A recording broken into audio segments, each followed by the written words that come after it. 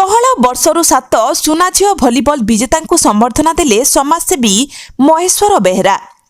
ଅନୁଗୁଳ ଜିଲ୍ଲାରେ ଜିଲ୍ଲା ସ୍ତରୀୟ କଳିଙ୍ଗ ଭଲିବଲ ସୁପର ଲିଗ୍ 16 ବର୍ଷରୁ କମ୍ ବାଳିକା ବିଭାଗ ଫାଇନାଲରେ ଢେଙ୍କାନାଳକୁ ହରାଇ ଅନୁଗୁଳ ଚାମ୍ପିୟନ ହୋଇଛି। ଚାମ୍ପିୟନ ଅନୁଗୁଳ ଟିମ୍ରେ ପାଇଁ ଖେଳୁଥିବା ସମସ୍ତ 7 ସୁନା ଝିଅ ମଅରପାଳ ବ୍ଲକ ନୂଆହତା ତାଳବାହାଲି ଗାଁର।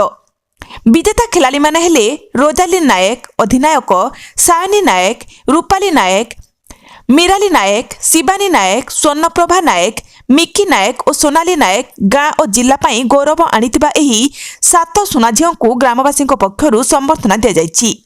ग्राम सभापति महेश्वर बेहरा तत्वावधान में आयोजित संबर्धना कार्यक्रम रे समस्त ग्रामवासी और विजेता खेलाड़ी परिवार लोक उपस्थित थिले।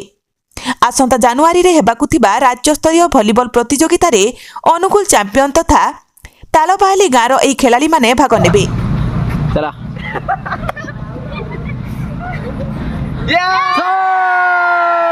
याडे बुला आथरे 1 2 सो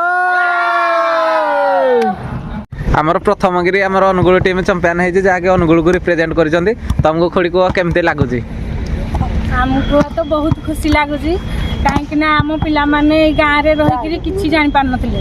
तापरे आम ब्लॉक को खेलिया को गले, ब्लॉक को जाके डिस्ट्रिक्ट रे पहुँचले, आम पिला भी नेशनल को खेली गले। से आमको आम बहुत गर्वित आउ जहाँ भी आज से मैंने एत बाट जाइछंती सी होउछंती आशुतोष सार आ दिया मैम से तांकर ई आशीर्वाद अच्छी तांकर भल पाइबा अच्छी आ तांकर प्रेरणा पाई से मैंने एत बाट आज आगे छंती तांको बहुत बहुत धन्यवाद जे आशुतोष सार को मोर प्रणाम।